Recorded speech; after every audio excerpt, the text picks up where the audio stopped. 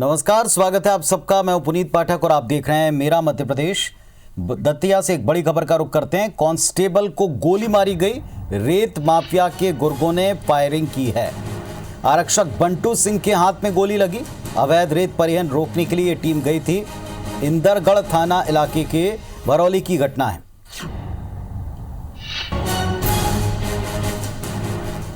तो इस वक्त की बड़ी खबर दतिया से, कांस्टेबल को गोली मार दी, हाथ में गोली लगी है। हमारे सहयोगी अरुण हमारे साथ में जुड़ गए। अरुण, बताएं क्या हुआ है वहाँ?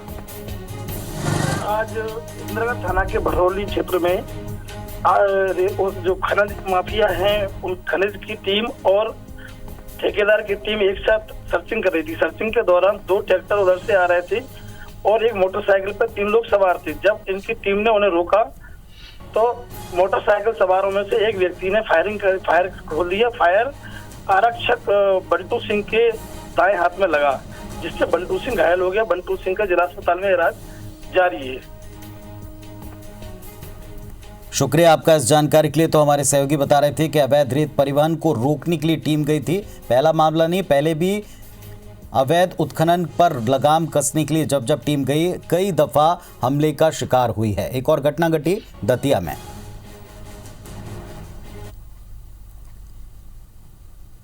और भोपाल से एक बड़ी खबर है। कल आधे शहर में पानी की सप्लाई नहीं हो पाएगी। नगर निगम के 13 क्षेत्रों में पानी की किल्लत हो सकती है। 14 लाख आबादी वाले जो इलाके हैं वहां पर पानी नहीं मिल पाएगा। नर्मदा पाइपलाइन से पानी सप्लाई ठप रहेगी। नर्मदा परियोजना के जल शोधन प्लांट में काम होगा। लीकेज और मेंटेनेंस का कार्य किया जाना, और इसको लेकर 13 क्षेत्र ऐसे हैं निगम के जहां वाटर सप्लाई नहीं हो पाएगी। तो नर्मदा पाइपलाइन से वाटर सप्लाई ठप रहेगी। कल वाटर सप्लाई को लेकर दिक्कतें आ सकती हैं। नर्मदा परियोजना के जल शोधन प्लांट पर काम होगा। लीकेज और रिपेयर वर्क किया जाएगा।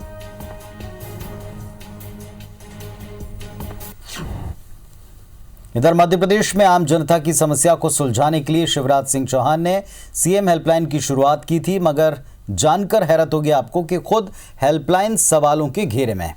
दरअसल इंदौर में हेल्पलाइन पर लोग विभिन्न विभागों से संबंधित शिकायतें करते हैं, लेकिन शिकायतकर्ता के असंतुष्ट होने के बाद भी शिकायत बंद करने का प्रयास हो रहा है। इंदौर में 10,800 से ज़्यादा शिकायत पेंडिंग है, जिसको लेकर लगातार इंदौर प्रशासन कटघरे में है। सबसे अधिक मामले पिछड़ा वर्ग और अल्पसंख्यक कल्याण विभाग के हैं।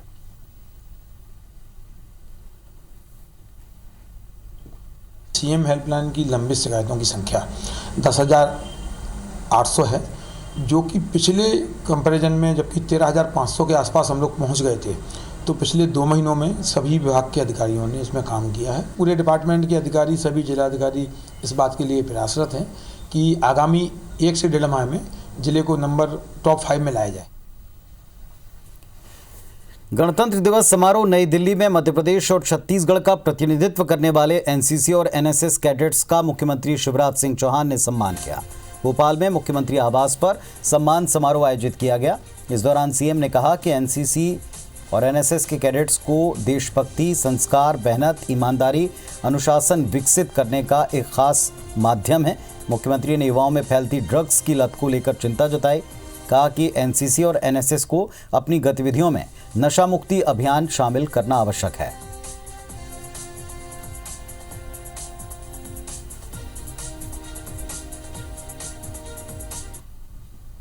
मध्य प्रदेश के मुख्यमंत्री शिवराज सिंह चौहान अपने मंत्रियों को नया टास्क दे रहे हैं। उन्होंने अपने मंत्रियों को कहा कि अपने अपने विभाग के लिए केंद्र सरकार से ज़्यादा फंड लाएं। शिवराज ने मंत्री रामखिलावन पटेल से चाय पर चर्चा की। इस दौरान विभागीय बजट पर बातचीत के साथ साथ केंद्र से फंड लाने का टारगेट दिया। मंत्री रामखिलावन पटेल से खास बातचीत की IBC 24 के संवाददाता सुधीर दंडोतिया ने। मुख्यमंत्री शिवराज सिंह चौहान ने आज अल्पसंख्यक कल्याण मंत्री रामखिलावन पटेल से जो है चाय पर चर्चा की है। सर, क्या चर्चा रही मुख्यमंत्री जी के साथ में? और बात करें तो खासकर बजट को लेकर जो कैबिनेट के अंदर चर्चा हुई थी, उसके बाद में सर क्या बातचीत आज? नहीं, आज तो मेरे चर्चा का मुख्य बिंदु था 15 करोड़ रुपए बरगी बांध का पानी सतना जिला को जाना है। तो सिलमनाबाद में टनल का काम चल रहा है, उसमें 15 करोड़ रुपए की आवश्यकता थी। तो माननीय मुख्यमंत्री जी से मैंने कहा कि उस पैसा को तत्काल जारी करा दें। उन्होंने कहा कि पैसा तत्काल जारी हो जाएगा। कैबिनेट के दौरान मुख्यमंत्री ने बताया था कि सर मध्य प्रदेश के लिए केंद्र सरकार ने बजट में क्या क्या प्रावधान किया। आप लोगों को बताया गया कि ज़्यादा से ज़्यादा लाभ मध्य प्रदेश को मिले, इसके लिए केंद्र सरकार के मंत्रियों से मुलाकात करनी है, केंद्र के जो अधिकारी हैं उनसे चर्चा करनी है, जिससे विभाग को ज़्यादा फायदा मध्य प्रदेश के लिए कम से कम मिल सके। मैं अभी दिल्ली दौरे में गया था तो हमारे जो सामाजिक न्याय मंत्री हैं माननीय थावर चंद जी गहलोत जी और अल्पसंख्यक कल्याण के मंत्री हैं मुख्तार अब्बास नकवी जी, मैं उनसे चर्चा करके आया था। वही जानकारी माननीय मुख्यमंत्री जी को दिया हूं और उन्हें निर्देश दिया है कि इन लोगों के कल्याण के लिए, इन लोगों के विकास के लिए अधिक से पैसा लाइए और उस पर चर्चा हो गई है।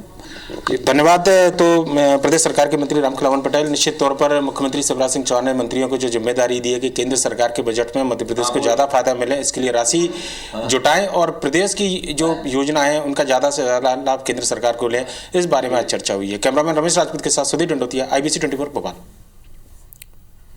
नई शराब दुकानें खोलने का प्रस्ताव लाकर किरकिरी करा चुकी मध्य प्रदेश सरकार को पूर्व मुख्यमंत्री उमा भारती फिर टेंशन देने जा रही हैं। अब एक कदम और बढ़ाते हुए उन्होंने शराबबंदी की तैयारी कर ली। उन्होंने कहा कि 8 मार्च को महिला दिवस के मौके पर शराबबंदी का अभियान शुरू होगा। मध्य प्रदेश की बेटी खुशबू इसकी प्लानिंग कर रही है। ये किस तरह का होगा, इसकी जानकारी अगले 5 दिन में पता चल जाएगी। उमा भारती का ये नया कदम शिवराज सरकार के लिए सिरदर्द बढ़ा सकता है। उधर कांग्रेस पार्टी ने उमा भारती के बहाने बीजेपी पर निशाना साधा। पूर्व मंत्री PC शर्मा ने उमा के शराबबंदी अभियान को समर्थन देते हुए कहा कि कांग्रेस जल्दी ही उमा भारती के अभियान पर अपना स्टैंड जाहिर करेगी। हालांकि बीजेपी सरकार के चिकित्सा शिक्षा मंत्री विश्वास सारंग का उमा भारती के अभियान पर यह कहना है कि उमा भारती का अभियान काबिले स्वागत है, लेकिन ये बीजेपी या सरकार के खिलाफ नहीं, सामाजिक अभियान।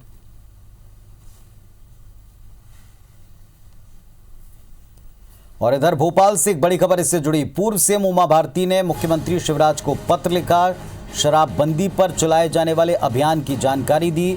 8 मार्च महिला दिवस से अभियान चलाएंगी उमा भारती।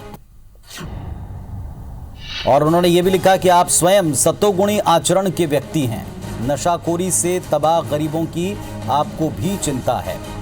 तो शराबबंदी पर जो अभियान उमा भारती छेड़ने वाली हैं, इसको लेकर एक पत्र मुख्यमंत्री शिवराज सिंह चौहान को लिखा है। उन्होंने ये बताया कि 8 मार्च को वो एक अभियान शुरू करने वाली हैं। महिला दिवस से इस अभियान का आगाज होगा। साथ ही साथ उन्होंने लिखा कि आप खुद भी सतोगुणी आचरण के व्यक्ति हैं, नशाखोरी से तबाह गरीबों की आपको भी चिंता है।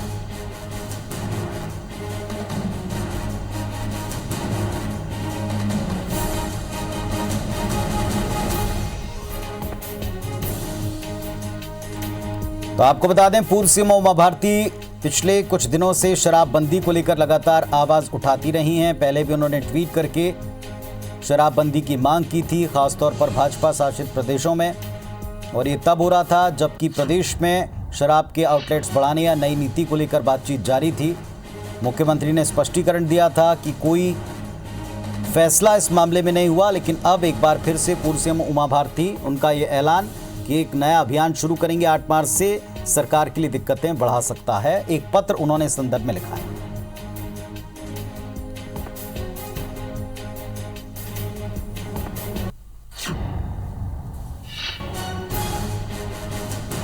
तो भोपाल से बड़ी खबर, पूर्व सीएम उमा भारती ने मुख्यमंत्री शिवराज को पत्र लिखा है, शराबबंदी पर अभियान चलाने की जानकारी दी है। 8 मार्च को महिला दिवस पर अभियान चलाएंगी। हालांकि इसके बारे में पहले ही वो ट्विटर पर घोषणा कर चुकी हैं, बता चुकी हैं कि 8 मार्च से वो एक अभियान छेड़ेंगे और इसकी पूरी जानकारी अगले 4-5 दिनों में दे दी जाएगी। ये भी उन्होंने बताया कि इसकी तैयारी जारी है। लंबे समय से केंद्र और प्रदेश की राजनीति में हाशिए पर चल रही पूर्व केंद्रीय मंत्री और बीजेपी की वरिष्ठ नेता उमा भारती, राष्ट्रीय उपाध्यक्ष रहे प्रभात झा, राज्य में कैबिनेट मंत्री रहे कुसुम मेहदेले, अजय विश्नोई जैसे नेता इन दिनों सोशल मीडिया पर अपने अपने ट्वीट्स के जरिए सुर्खियों में हैं।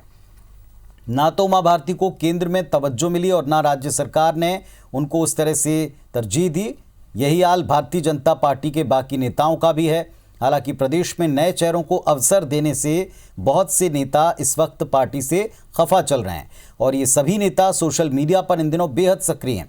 प्रभात झा ने संगठन को आईना दिखाया तो उमा भारती ने सरकार को नसीहतें देने का कार्य शुरू किया। कुसुम मेहदेले और अजय विश्नोई वक्त वक्त पर सरकार और संगठन को निशाने पर लेते रहे।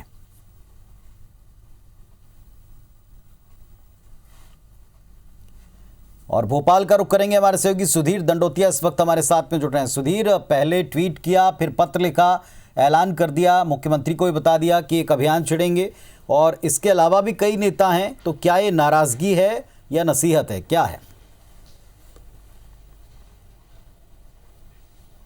देखिए, बिल्कुल नसीहत के बहाने ऐसा लगता है कि शायद सरकार की घेराबंदी और बीजेपी के अंदर ही एक विपक्ष जो है वो बनता हुआ नजर आ रहा है अगर बात करें, और ये हमेशा कांग्रेस की सरकार में देखने को मिलता था, इन दिनों बीजेपी की सरकार में देखने को मिल रहा है।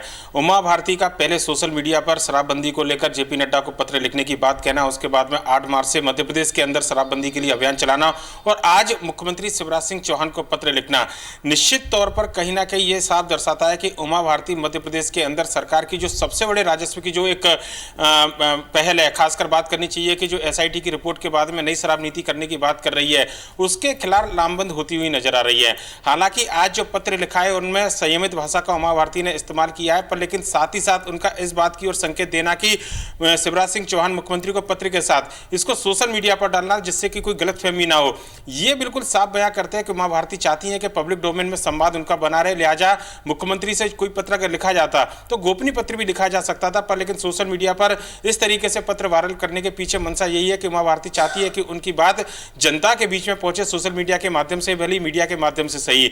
हालांकि पत्रिका जो मजमून है वो बिल्कुल पुनीत साफ बताता है कि इस पूरे मामले पर वो सरकार से किसी तरह के बैर या द्वेष की बात इसमें नहीं लिख रही है। उनका कहना है कि शराबबंदी एक बड़ी चुनौती है, लिहाजा गरीब तबका इससे सबसे ज्यादा प्रभावित होता है, और खुद मुख्यमंत्री शिवराज सिंह चौहान को एक जो कहना चाहिए कि गरीबों के हितैषी बताते हुए कहा गया है कि गरीब तबका की चिंता मुख्यमंत्री शिवराज सिंह चौहान को है, लिहाजा वो सरकार की घेराबंदी नहीं कर रही है, इस बात का भी जिक्र उन्होंने किया है। और साथ ही साथ ये भी कहा है कि इसको लेकर जन जागरण अभियान चलाया जाना चाहिए, लिहाजा 8 मार्च को वो अपना जन जागरण अभियान चलाएंगी, और सरकार के इस पूरे शराबबंदी की जो मंशा है उसमें एक अहम हिस्सा बनेगी। ये एक सबसे बड़ी बात है। शराबबंदी को लेकर मध्य प्रदेश सरकार कोई फैसला नहीं कर पाई, और ऐसे में उमा भारती के सोशल मीडिया से लेकर लगातार जो बातें निकल कर आई थी और आप चिट्ठी लिखना उनका सीधे मुख्यमंत्री को, ये साफ बताता है कि मध्य प्रदेश के अंदर उमा भारती अपने कदम जमाना चाहती हैं, शिवराज सरकार की घेराबंदी के सहित बाकी के नेताओं का समर्थन चाहती है। और अकेली उमा भारती ऐसी नेता नहीं है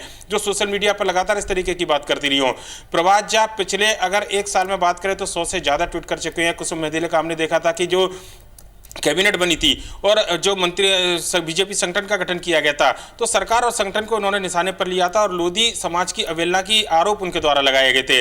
अजय बिश्नोई के सोशल मीडिया पर जो ट्वीट है वो किसी से छुपे नहीं है, पूरे देश भर में उन ट्वीट की चर्चा हो चुकी है। लिहाजा कहना होगा कि मध्य प्रदेश के अंदर पीढ़ी परिवर्तन के बाद में जिन सीनियर नेताओं की अनदेखी की जा रही है, या तो वो सरकार या संगठन को नसीहत देते हुए नजर आ रहे हैं, और उमा भारती खासकर अगर बात करें तो सरकार को ज्यादा नसीहत दे रही है। पुनीत, चलिए, तो देखना होगा कि अब इसका असर क्या होता है। हालांकि पहले से मंत्री ये कहना शुरू कर चुके हैं कि एक सामाजिक अभियान है, और उमा भारती ने भी लिखा है कि सामाजिक अभियान है, लेकिन इसका ज़मीन पर असर कितना होता है देखा जाएगा। शुक्रिया आपका फिलहाल इस पूरी जानकारी के लिए।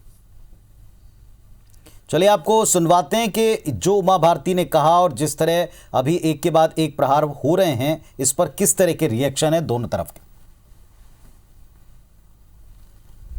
देखिए, पीढ़ी परिवर्तन होता है जब आप नए घर में प्रवेश कर रहे हो। ये तो बनी बनाई बिल्डिंगें तोड़ रहे हैं। अगर जो है उमा भारती की जो बनी बनाई बिल्डिंग है, बना बनाया खुद में एक भवन है, और अजय बिश्नोई जो है खुद में अपने आप बना बनाया एक भवन है। इनने कोई अतिक्रमण थोड़ी किया है। अतिक्रमणकारियों के चक्कर में ये अपनी बनी बनाई बिल्डिंगें तोड़ रहे हैं। वरिष्ठों का भी समन्वय है, युवा भी उसमें साथ मिलते जा रहे हैं।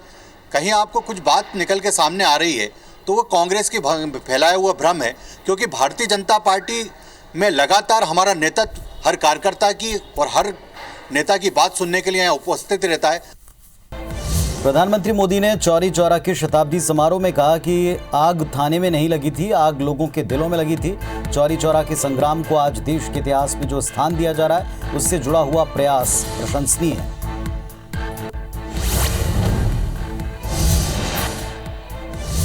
किसान आंदोलन को लेकर ग्रेटा थनबर्ग के ट्वीट के बाद दिल्ली पुलिस ने उन पर एफआईआर दर्ज की। एफआईआर दर्ज होने के बाद भी ग्रेटा के सुर में कोई बदलाव नहीं आया। ग्रेटा के तेवर अब भी पहले की तरह बने हैं। उनका कहना है कि वो अब भी किसानों के साथ खड़ी हैं। ग्रेटा ने एक और ट्वीट कर कहा कि वो किसानों के शांतिपूर्ण प्रदर्शन का समर्थन करती हैं।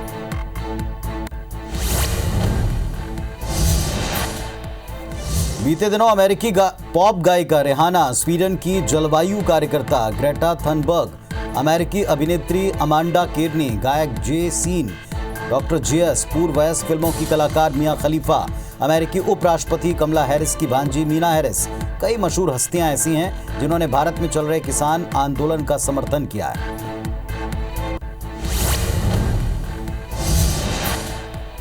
होशंगाबाद की पिपरिया में कृषि बिल के खिलाफ किसानों ने रैली निकाली। किसान पंचायत का आयोजन किया। किसानों ने सिलारी से मंगलवारा चौराहे तक पैदल रैली निकालकर महापंचायत लगाई, जहां किसानों ने केंद्र सरकार से तीनों कानून वापस लेने की अपील की। महासभा में 40 गांव के किसान जुड़े। इस दौरान भारी संख्या में पुलिस बल तैनात था।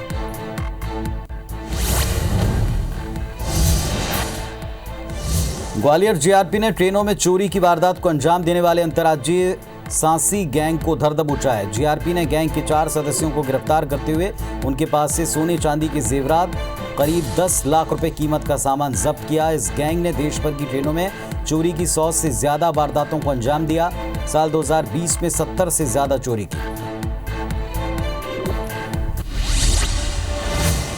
चलिए कुछ अन्य खबरें देखते हैं। इंदौर पुलिस ने 70 किलो ड्रग्स मामले में एक और आरोपी को महाराष्ट्र से गिरफ्तार किया। इस आरोपी का नाम बिल्ला बताया जाता है। मुंबई के सुल्तान गैंग का हिस्सा है। सुल्तान को हाल ही में गुजरात एटीएस ने 5 करोड़ रुपए के ड्रग्स के साथ गिरफ्तार किया। सुल्तान और बिल्ला के बारे में ये कहा जाता है कि ये बॉलीवुड में भी ड्रग्स सप्लाई किया करते हैं। इंदौर पुलिस ने पकड़े गए आरोपी बिल्ला से पूछताछ की ताकि इस बात का खुलासा हो पाए कि इन लोगों ने किन किन लोगों को ड्रग्स की सप्लाई की। पिछले दिनों इंदौर पुलिस ने ड्रग्स के केस में वसीम खान और अयूब कुरैशी को पकड़ा था और इनसे पूछताछ में सुल्तान और बिल्ला का नाम सामने आया था।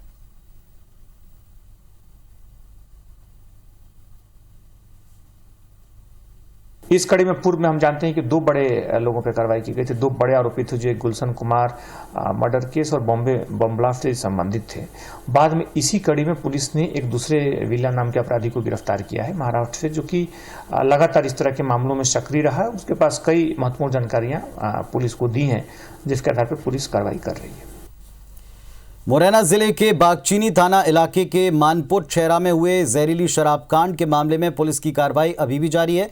जानकारी के मुताबिक सरकारी देसी शराब पर प्रिंट होने वाले रैपर, प्लास्टिक के खाली क्वार्टर और सील लगे हुए ढक्कन बनाकर मुरैना में सप्लाई करने वाले आरोपी सतीश शिवहरे के साथ 2 और लोगों को पुलिस ने ग्वालियर से गिरफ्तार कर लिया। इसी के साथ अब तक करीब 14 आरोपी पुलिस के हत्थे चढ़ चुके हैं। आरोपी सतीश शिवहरे से इन बिंदुओं पर पूछताछ हो रही है कि वो कच्चा मशरूका खुद प्रिंट करता था या प्रिंटिंग प्रेस पर सप्लाई करता था। उसने पुलिस को बताया कि वो मुकेश किरार और राहुल के साथ मिलकर शराब को पैक कर बेचने के लिए तैयार करता था। इसके लिए 1-2 बार उसे ग्वालियर भेजा गया था। सतीश ने बताया कि 500 से 700 रुपये के लालच में वो ये काम खुशी खुशी किया करता था। जहरीली शराब पीने से 24 लोगों की जान गई है।